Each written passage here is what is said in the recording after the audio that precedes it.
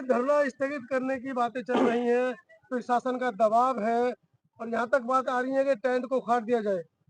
देखिए, जिन परिस्थितियों का हवाला देकर के प्रशासन ने कहा है, हम देश के साथ हैं, जो देश के हित में है हम उससे अलग नहीं है।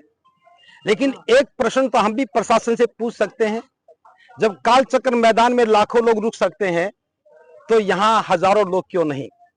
पहली बात तो। दूसरी बात, हम प्रशासन पर संदेह तो बाद में करेंगे, प्रशासन पर हमारा कोई संदेह नहीं। प्रशासन अपना काम करता है, सरकार अपना काम करती है। सरकार धरना उठवा भी सकती है, जबरदस्ती भी कर सकती है, वो सारी बातें अलग हैं। लेकिन हम एक बात पूछना चाहते हैं, आकाश लामा जी को यह निर्णय लेने का अधिकार किसने दिया? मैं आपके सामने बताना चाहता हूं, मैं 28 फरवरी को जब पहली बार धरना उठाया गया, 27 फरवरी को, तो 28 फरवरी को मैं बनते विनयचार्य जी हम सब आ गए थे। उसके बाद हम लगातार यहाँ पे हैं, बीच में 3 दिन के लिए गया, फिर 2 दिन के लिए गया और फिर लगातार हम यहाँ पे हैं। मैं 19 मार्च से 150 लोगों को लेकर के यहाँ बैठा था। उसके बाद से आज तक अब भी मेरे बुलावे पर 200 से ज्यादा भिखू भिखुनी सामने सामनेरी यहाँ पे आए बैठे हैं। मेरे को शुरू से कहा गया था कि भंते जी आप सेंट्रल एक्शन कमेटी के मेंबर हो, और मैंने हर बार कहा अगर मैं मेंबर हूं तो मुझे कोई डॉक्यूमेंट तो दिखा दो, लेकिन दिखाया नहीं। बार बार कहते रहे, विनयचार्य जी ने दबाव दिया, हमने पूछने की कोशिश बार बार ये बात की। और एक बात और बताई कि 10 लोगों की सूची भेजी थी डीएम साहब को कि ये हमारे प्रेस के प्रवक्ता होंगे, ये जो कहेंगे उनकी बात अथॉरिटी होगी। तो मैं नहीं जानता कि मुझे आज की मीटिंग में क्यों नहीं बुलाया। आज की मीटिंग में मुझे दूर रखा गया, अंधेरे में रखा गया, नहीं बताया गया। लेकिन मैं उस कमेटी की हैसियत से बात कर रहा हूं। अगर मैं इस धरने का प्रवक्ता हूं तो मैं ये पूछने का हक रखता हूं, आकाश लामा जी ने इतना बड़ा निर्णय लिया और मेरे बोध गया में होते हुए भी मुझे शामिल क्यों नहीं किया गया? विनयचार्य जी यहाँ थे, इनको शामिल क्यों नहीं किया गया? और धरने को खत्म करने की परिस्थिति थी। हम देश के साथ हैं, पहले पूरे समाज से आह्वान करना चाहिए था, 2 दिन का समय लेकर के बात करनी चाहिए थी, यहां बैठे हुए सैकड़ों भिखों से पूछना चाहिए था। जब सबकी सहमति होती तो हो सकता कि हम और अन्य विकल्पों पर बात करते, लेकिन धरने की घोषणा, समाप्ति की घोषणा कर देना, यह हमें बिल्कुल भी मंजूर नहीं है।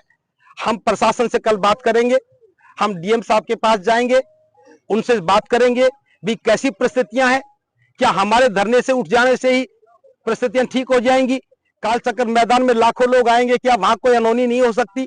हालांकि हम हर परिस्थिति में सरकार के साथ, मतलब प्रशासन के साथ सहयोग करने के लिए तैयार है, क्योंकि बुद्ध पूर्णिमा के उत्सव पर किसी प्रकार का कोई भी अनहोनी नहीं घटना नहीं घटनी चाहिए। हम इस बात के लिए प्रशासन के साथ हैं, लेकिन एक तरफा निर्णय नहीं होना चाहिए।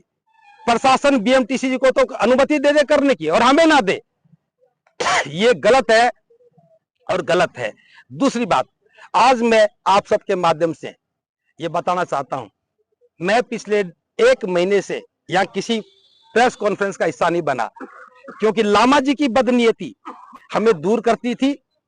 और जो कुछ बिकाऊ मीडिया, जिसका मैं आज नाम नहीं ले रहा हूं, समय आने पर बता दूंगा, बिकाऊ मीडिया ने हमारे खिलाफ भी प्रचार किया। बनते प्रज्ञाशील बाबा कहते कुछ चीवरधारी आंदोलन को तोड़ने की कोशिश कर रहे हैं, लेकिन आज हम बता रहे हैं मैं चीवरधारी हूं, इस धरने को जिंदा रखने की कोशिश कर रहा हूं। ये आरोप किसी पर ना लगे, धरना कमजोर ना हो जाए। मैं 2 दिन पहले धरने से बाहर चला गया था और मैंने कह दिया था कि मैं बुद्ध पूर्णिमा तक यहां नहीं आऊंगा, क्योंकि मेरे रहने से हो सकता है कि धरने को कोई नुकसान हो जाए। विनयचार्य जी भी इसी बात पे सहमत थे कि हमारी मौजूदगी में धरने पे कोई ऐसी बात नहीं होनी चाहिए। हम धरने के हित में चुप थे, क्योंकि लाखों लोग आ रहे हैं। विनयचार्य जी की जिम्मेदारी थी उनके लिए खाने की व्यवस्था करते, हमारी जिम्मेदारी थी उनके सोने की व्यवस्था करते। हम इस मैदान में और बड़ा टेंट लगा करके आने वाले लोगों के लिए सोने की, खाने की, रहने की व्यवस्था करना चाह रहे थे। यहां हमने 2000 ईंटें डलवाई, यहां टेंट का सामान डलवाया, हलवाई हमने बुक किया। लेकिन जब उन्होंने देखा कि इनकी सीमाओं से बाहर जाकर के ये काम बड़ा हो रहा है, तो फिर प्रशासन से जाकर के मिल करके और चुपचाप इस धरने को खत्म करने का षड्यंत्र किया है। अगर कोई परिस्थिति थी जब हम शुरू में धरना उजरा तो हम धरने को स्थायी करने के लिए यहां आए, जब दोबारा धरना कमजोर हुआ तो ताकत देने के लिए हम आए। और लेकिन जब आज धरना ताकतवर बन रहा था, पूरे देश का बोध गया में आकर के महाबोधि महाविहार के आंदोलन को मजबूती देने का काम कर रहा था, तो आकाश लामा ने अपना असली चेहरा दिखा दिया और बिक करके बता दिया कि वो धरना नहीं चलाना चाहते। हम एक बात भी कहते हैं, आकाश लामा जी की, बनते प्रज्ञाशील की कोई मजबूरी हो सकती है, वो धरना छोड़ सकते थे, हम उनसे मना नहीं कर रहे, वो छुट्टी लेके जा सकते थे, कुछ दिन के लिए यहां से विश्राम कर सकते थे, देश के सभी बुद्धिजीवियों को बुला करके, भिक्षुओं को बुला करके, सामाजिक संगठनों को बुला करके एक केंद्रीय कार्यकारिणी बना करके, संघर्ष समिति बना करके एक नेतृत्व, एक कमेटी को सौंप सकते थे, हम उसका सम्मान करते। लेकिन एक प्राइवेट लिमिटेड कंपनी की तरह से इस धरने का संचालन करके और हमें गुमराह करने का काम किया, खुद ही अपने अकाउंट को सीज करवा दिया ताकि कोई हिसाब की बात ना करे। मैं आज भी कहता हूं मैं हिसाब की बात नहीं कर रहा हूं, लेकिन धरना खत्म करने का फैसला करके समाज के साथ धोखा किया है, गद्दारी की है। बहुत उम्मीदें पाल रखी है समाज ने कि पहली बार आंदोलन असफल हुआ, अब दोबारा हादसा नहीं होना चाहिए, और हम इस बात के लिए प्रतिबद्ध थे कि किसी भी सूरत में आंदोलन को बिकने नहीं देंगे। हम यहाँ पद और प्रतिष्ठा के लिए नहीं आए, हम अपनी आहुति देने के लिए आए थे।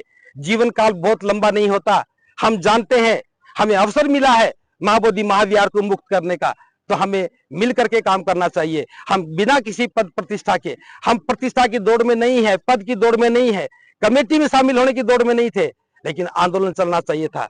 तो आज मैं घोषणा कर रहा हूं, अपनी तरफ से घोषणा कर रहा हूं, विनय तारी जी के सहयोग से घोषणा कर रहा हूं, हमारे साथ बहुत बड़ा विशाल भिक्षु संघ खड़ा है, उसकी तरफ से घोषणा कर रहा हूं, लामा जी के द्वारा लिए गए इस निर्णय का हम विरोध करते हैं और अस्वीकार करते हैं। बिल्कुल विरोध है।